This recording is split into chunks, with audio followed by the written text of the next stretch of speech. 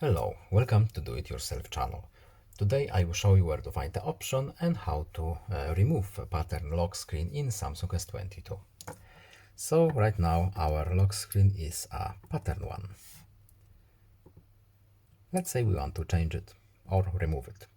We need to go to settings, then lock screen options, and at the top we have lock screen type. We have to confirm our pattern, and now we have few options to choose from. Swipe, for example, so no security or anything. PIN, digits only. Password, digits and letters. And of course, none, not even swipe, just a button. Of course, we have face and blueprints too. That's all. I hope this video is helpful to you. Please leave a like and subscribe. Have a nice day and see you in the next video. Goodbye.